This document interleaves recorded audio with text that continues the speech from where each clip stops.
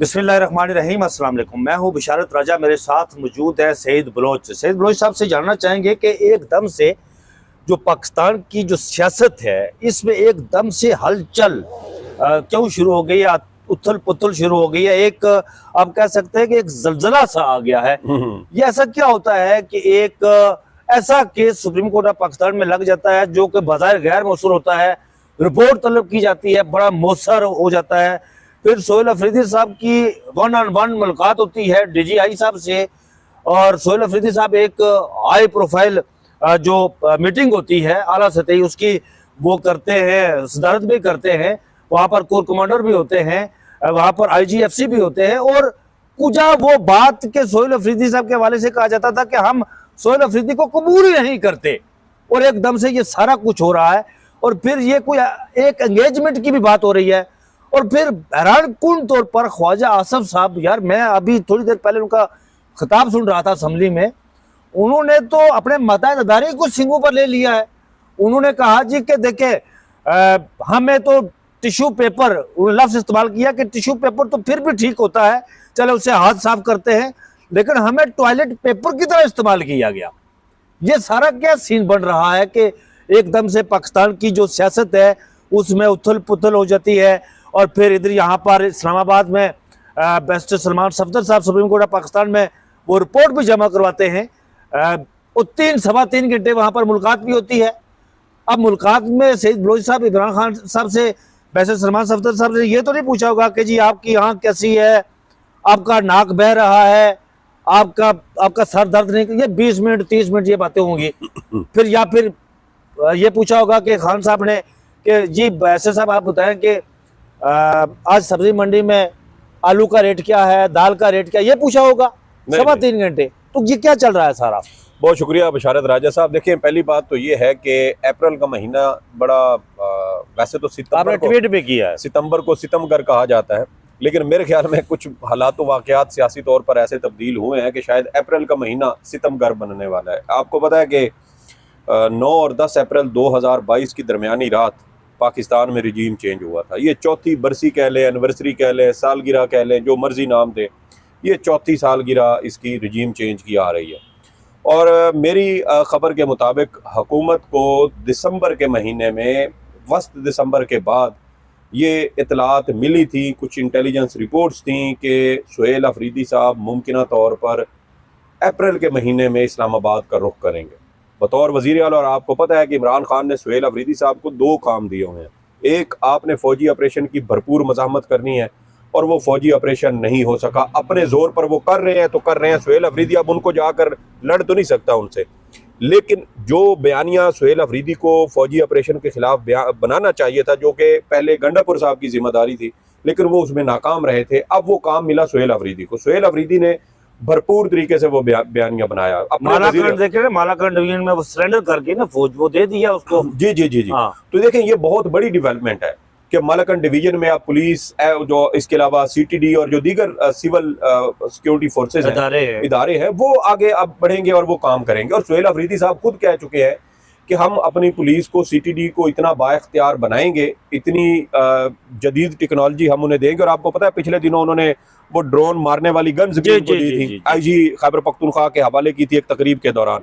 और वहीं पर उन्होंने वो एक इस्लामाबाद के साबिक SP साहब थे जिन्होंने साबिक सेनेटर मुश्ताक साहब को उंगली दिखाई थी। खान जेब के पत्नी, इस तरह का उनका नाम था। तो उनको फिर वो सोहेल अफरीदी साहब ने उसी तकरीब में कहा था कि आइंदा उंगली नहीं दिखानी। हालांकि मुश्ताक साहब का जो वो प्रोफेसर मुश्ताक साहब हैं, ये डॉक्टर हैं, उनका PTI के साथ तो कोई लेना देना नहीं है, वो तो जमात इस्लामी से थे। लेकिन एक सीनियर सियासतदान का एहतराम करते हुए उन्होंने कहा कि आइंदा किसी के साथ ये इस तरह का सलूक नहीं करना। चलें जी, ये हो गया। अब सोहेल अफरीदी साहब के साथ देखें, कुछ इशारे हमें मिलते हैं ना कि ग्राउंड के ऊपर इस वक्त चीज़ें चल क्या रही हैं। अब सोहेल अफरीदी साहब को इमरान खान साहब ने पहले जिम्मेदारी ये दी कि आपने फ़ौजी ऑपरेशन रुकवाना है। सोहेल अफरीदी उसमें काफ़ी हद तक कामयाब हुआ। इन्होंने वादी तीरा में ऑपरेशन करना था, मलबा सारा सूबाई हुकूमत के ऊपर आता, लेकिन सोहेल अफरीदी वो सारी चीज़ें डाइवर्ट करने में कामयाब हो गया।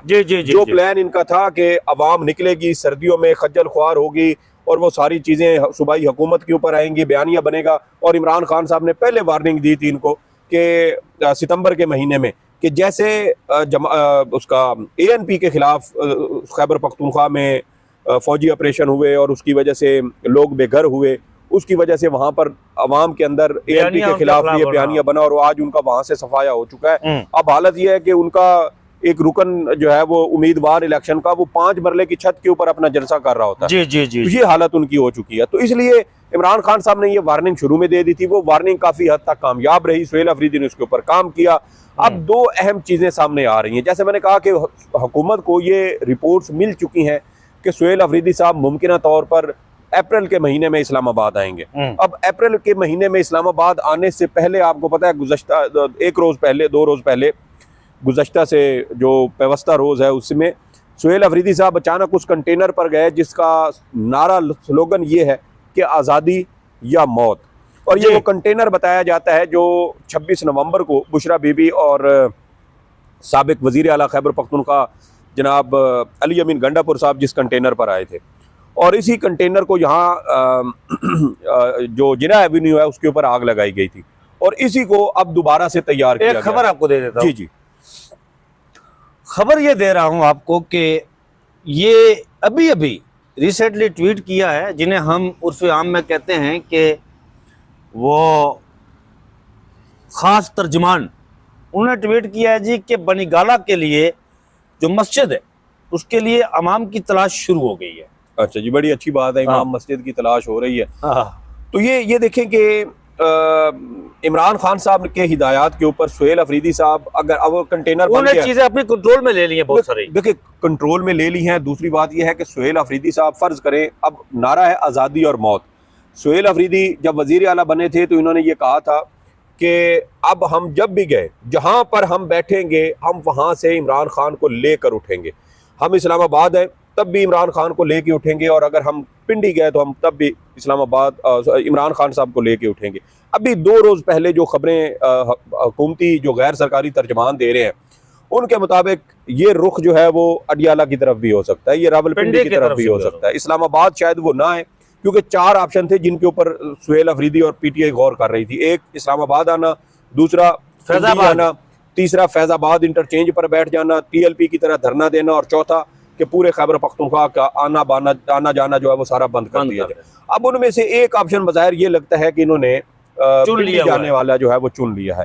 अब इमरान खान साहब, और देखें ये चीजें मैं आपको बता रहा हूँ दिसंबर गुजर गया, जनवरी गुजर गया, फरवरी आधा गुजरने वाला है। आपकी वो बात तो हर जगह डिस्कस होती है ना सईद बलोच, मैंने और आपने यहाँ विलाप किया था जून में जब वो जोराने वाली हुई थी, तो तरदीद कौन करेगा, वो हर बंदा डिस्कस चीजें जाएंगी उसी तरफ। और आपको पता है अभी दोबारा से फील्ड मार्शल साहब ने गालिबन 19 फरवरी को जाना है, तो उस एक बार फिर मुलाकात है, बहुत सारी चीजें। और नजम सेठी साहब ये बात कर चुके हैं कि मुमकिन तौर पे अमेरिकी सदर डोनाल्ड ट्रंप कुछ ऐसा मुतालबा कर सकते हैं जो शायद हम जिसकी भरपाई करने के लिए हमारे पास कोई गुंजाइश हो ही नहीं, वो प्रेशर बर्दाश्त नहीं करेंगे। तो ये फिर वही बात करेगा, ट्रंप की जो नेचर है, फितरत है, वो क्या है, वो लोगों को जलील करता है।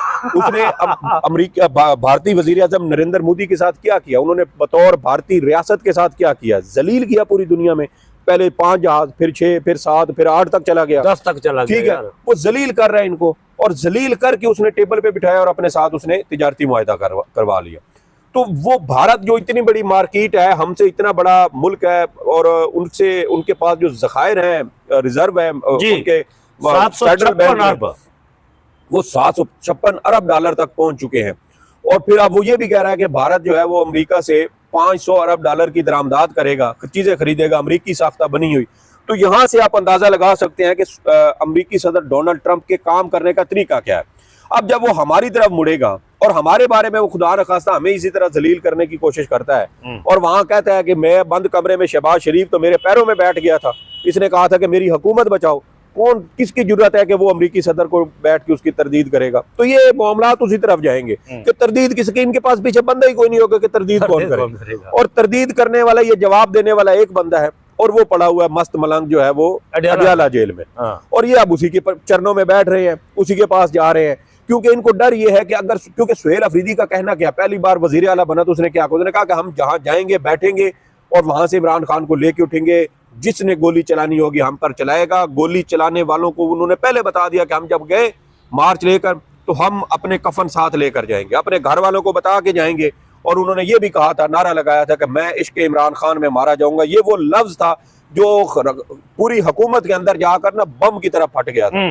तो अब अगर सुहेल अफरीदी साहब, जैसे कि नजर आ रहा है, और 9 और 10 अप्रैल की दरमियानी रात जब रिजीम चेंज हुआ था, उसकी 4थी एनिवर्सरी पर अगर सुहेल अफरीदी साहब बटियाला की तरफ रुख करते हैं और वो इस नीयत के साथ आते हैं, और उनके साथ जो सारा काफिला होगा वो भी इस नीयत के साथ आएगा कि यार हम वहां पर गोली चलेगी, मारे जा सकते हैं, मुझे बताएं फिर रियासत के पास पीछे हल क्या होगा?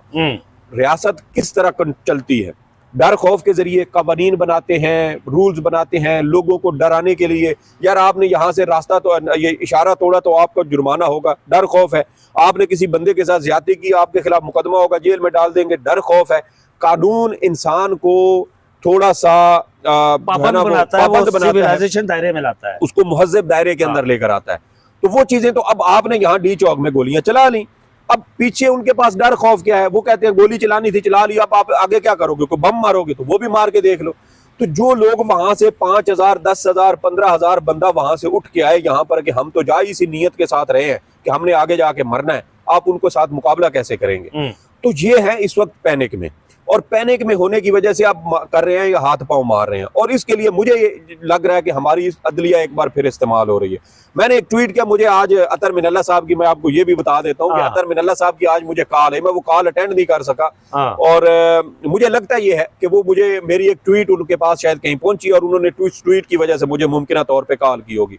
मेरी ट्वीट क्या थी? मेरी ट्वीट ये थी कि 2019 में जिस तरह जस्टिस अतर मिनल्ला साहब इस्तेमाल हुए थे, वो जो हाई कोर्ट खोली गई थी, और नहीं 2019 में जो नवाज शरीफ साहब के मामले पर, ठीक है, कि मर गया वो जिम्मेदार कौन? हाँ, तो जैसे मैंने कहा कि 2019 में जस्टिस अतर मिनल्ला साहब को एस्टेब्लिशमेंट ने इस्तेमाल किया था, बज़ाहिर उसी तरह आज चीफ जस्टिस याहिया अफरीदी साहब भी इस्तेमाल हो रहे हैं। अब और आगे मैंने लिखा कि फर्क सिर्फ ये है कि उस वक्त नवाज शरीफ डील कर चुका था, जबकि इमरान खान डील नहीं कर रहा। ये मेरी उस ट्वीट का मतन है। अब अप्रैल 2019 में बकौल मुस्लिम लीग नून के साबिक गवर्नर और रहनुमा और मरियम नवाज के तर्जमान और एस्टेब्लिशमेंट के साथ डील ब्रेक करने वाले जनाब मोहम्मद जुबैर साहब के मुताबिक ये अप्रैल 2019 में नून लीग और एस्टेब्लिशमेंट जनरल बाजवा फैज हमीद के दरमियान ये चीज़ जो है वो एग्रीमेंट इसका ऊपर हो चुका था कि पहले पंजाब की हुकूमत गिराई जाएगी और उसके बाद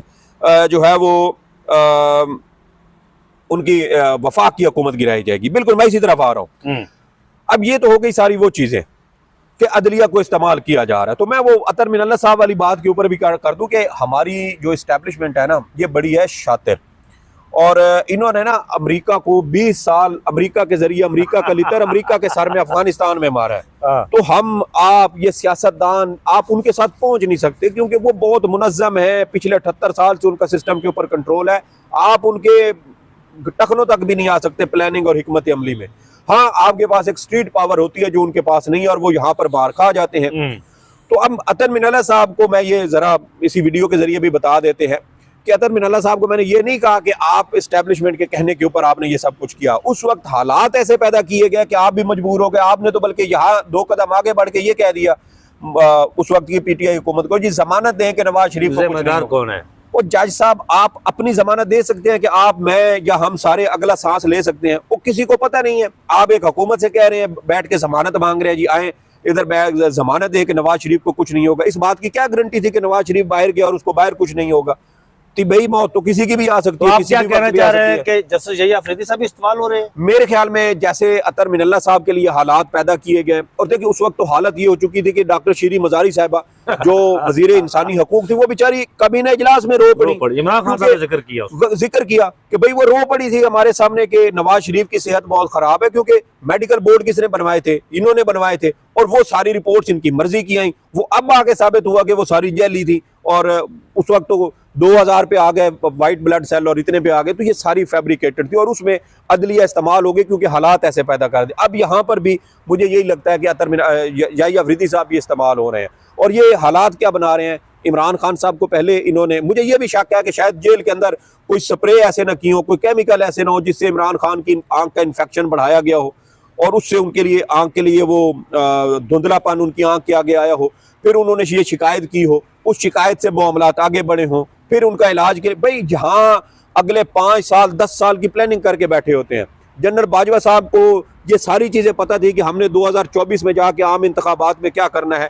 और उसी वजह से उन्होंने 2022 मई 2022 में एक नोटिफिकेशन हुआ था बशारत राजा साहब, जिसके मुताबिक जो ये ब्यूरोक्रेट्स है ना सारे, इनकी तरक्की और तकर्रुर तबादले के लिए जो वेटिंग एजेंसी होती है ना, जो इनकी तस्दीक और इनकी वो छानबीन करती है, वो ISI को दे दिया, वो ISI को दे दी थी पहले, इससे पहले थी IB के पास। यानी इनको ये पता था 2022 में कि हमने 2024 में जाके ब्यूरोक्रेसी को इस्तेमाल करना है आम इंतखाबात में, और हमें ये चीज जरूरत पड़ेगी क्योंकि जब हमारे पास ये इख्तियार होगा कि हम किसी की भी वो ACR जो है वो ठीक भी कर सकते हैं, उसको खराब भी कर सकते हैं, तो ये सारे हमारे हाथ में होंगे। फिर एग्जैक्ट वही हुआ।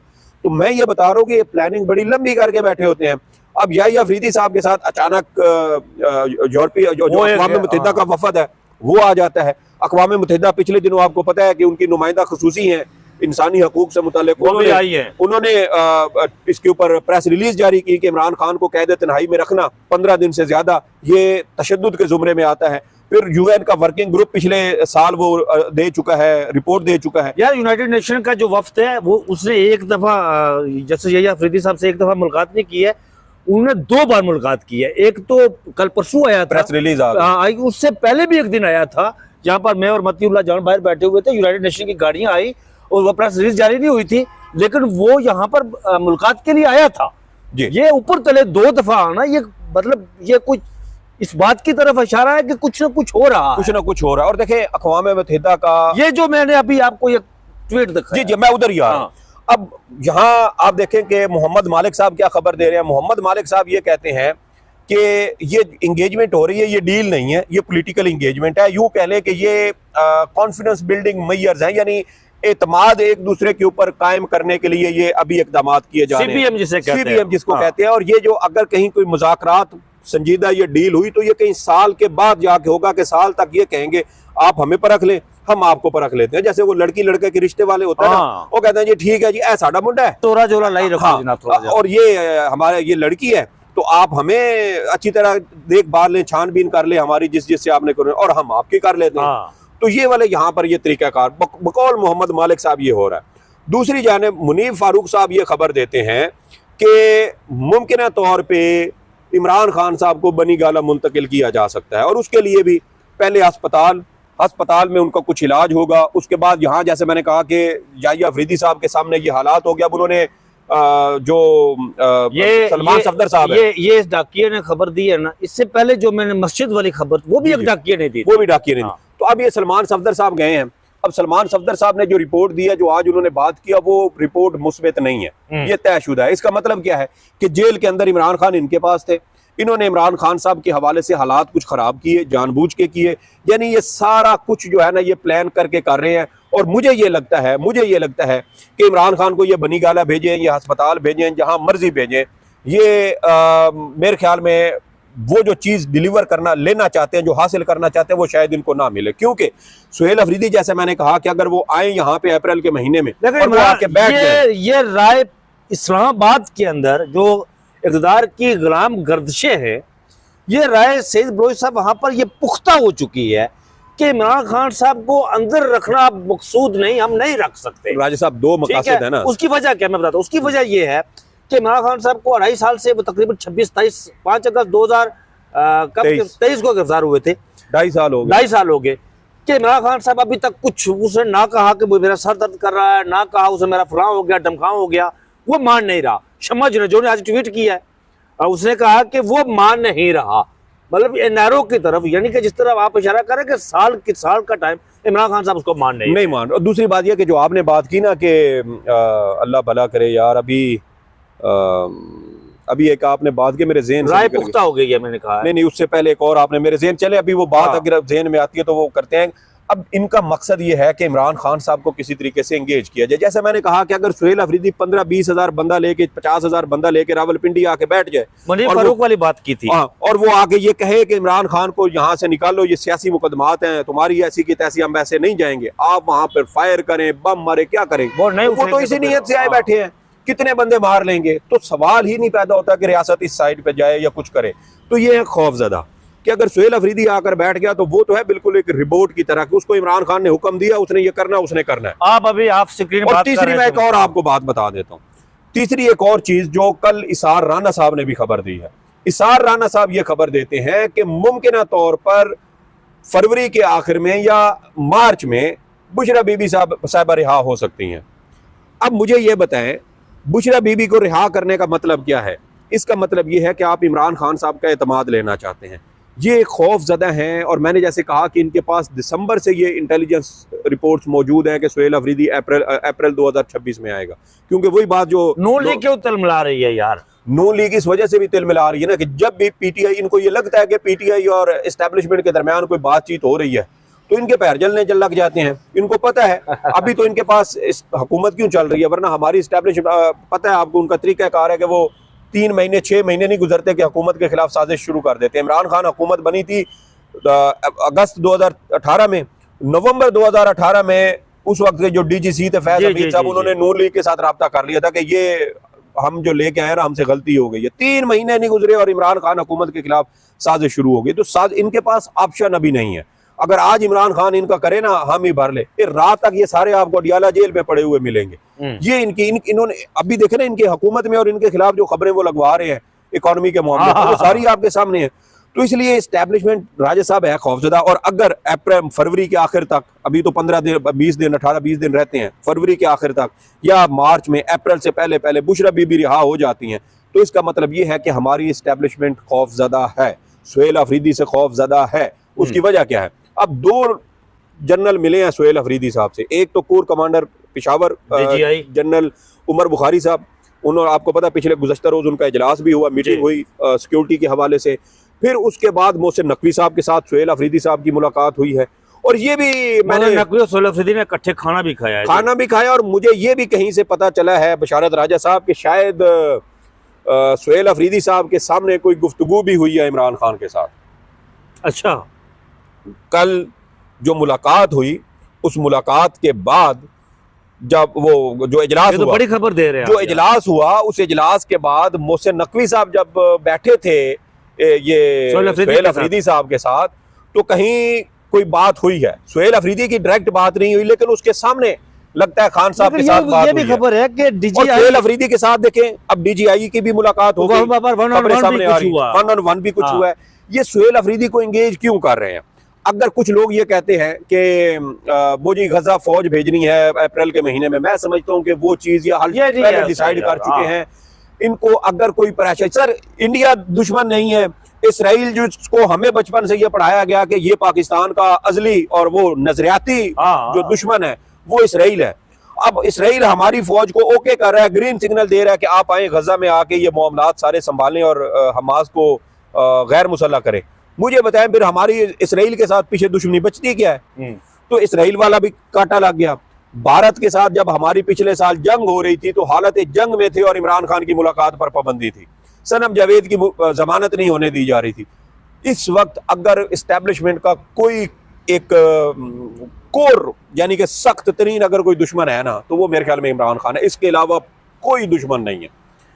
तो इसलिए इमरान खान साहब को इंगेज करना, सुहेल अफरीदी को साथ जाके इंगेज करना और डीजीआई का मिलना, और वो वजीर आजम के जो सिक्योरिटी मामलात के उनके सिक्योरिटी एडवाइजर भी हैं, कौमी सलामती के मुशीर भी हैं, तो ये सारी चीजें रल मिल के ना ये जा रही हैं उनकी तरफ कि भाई किसी तरीके से सुहेल अफरीदी को टालें। अगर बुशरा बीबी पहले रिहा हो जाती हैं, वो बनी गाला आ जाती है, इमरान खान को अस्पताल मुंतकिल कर दिया जाता है, बाद में इमरान खान के बनी गाला वाले घर को सब जेल करार दे के इनको वहां मुंतकिल कर दिया जाता है। तो तासुर क्या जा रहा है? तेजी से चीजें इस तरफ बढ़ रही है, तेजी से बढ़ रही है, और तासुर क्या जा रहा है कि ये नवाज शरीफ वाले फुटप्रिंट के ऊपर इनको भी करने की कोशिश की जा रही है। और जैसा मैंने कहा कि नवाज शरीफ साहब का मामला तो सारा वो दूसरा। अब इमरान खान, अच्छा आप अगर ये इमरान खान साहब को जो उनके डॉक्टर हैं उनका चेकअप शुरू में होता रहता, साथ साथ उनकी आंख का मसला कभी बनता ही ना। इसका मतलब यह है कि इमरान खान साहब की आंख का जो मसला है ये जानबूझकर बढ़ाया गया, और बढ़ाने के बाद नक्शा यही था जो मैंने आपको आपको बताया है कि अस्पताल जाएंगे, वावेला करेंगे। अभी भी देखिए इमरान खान की बहनें यही करनी है। कल जो पैगाम दिया है बुशरा बीबी ने, उसमें वो अपनी बेटी और बेटियों के और भाभी के जरिए क्या कह रही हैं कि भाई खान साहब मेरे पास आए थे, उनके साथ मेरी दिन को मुलाकात हुई है, तो उनकी आंख का विजन तो अभी 10% भी बेहतर नहीं हुआ। तो वो सारी चीजें इकट्ठी होके अप्रैल के ऊपर आ रही हैं। अगर अप्रैल में पीटीआई ने अगर ये धोखा ना खाया, मेरे ख्याल में एस्टैब्लिशमेंट चौके फंस चुकी है, और वो जब भी फंसती है वही बात नवाज शरीफ और नून लीग वाली के फंसते हैं तो पैरों को हाथ लगाते हैं, और अगर जब मुसीबत से निकल जाते हैं तो गर्दन पे हाथ। गिरेबान पकड़ते तो ये गिरेबान दोबारा पकड़ेंगे, ये सब कुछ करेंगे। लेकिन ये है कि क्या इमरान खान और पीटीआई इस जाल में फंसते हैं, ये अहम चीज है। अगर ये बच गए तो मेरे ख्याल में फिर इसकी बॉटम लाइन सईद बलोच साहब, बॉटम लाइन जो आपने जो गुफ्तगू की है, इसकी बॉटम लाइन नाज़रीन यही है कि फिलहाल जो पीटीआई की स्ट्रेटेजी है जो उन्होंने अपनाई है वो कामयाब रही है। बिल्कुल कामयाब, और सोहेल अफरीदी के खास तौर पर स्ट्रेटेजी कामयाब रही है, और वक्त और मामला तेजी से उस तरफ जा रहे हैं कि इमरान खान साहब को अडियाला से निकाला जाएगा, कहाँ रखा जाएगा, ये अभी तक क्वेश्चन मार्क है। मुझे और सईद बलोच साहब को इजाज़त दीजिए, अपना बहुत सा ख्याल रखिएगा। अल्लाह हाफिज़।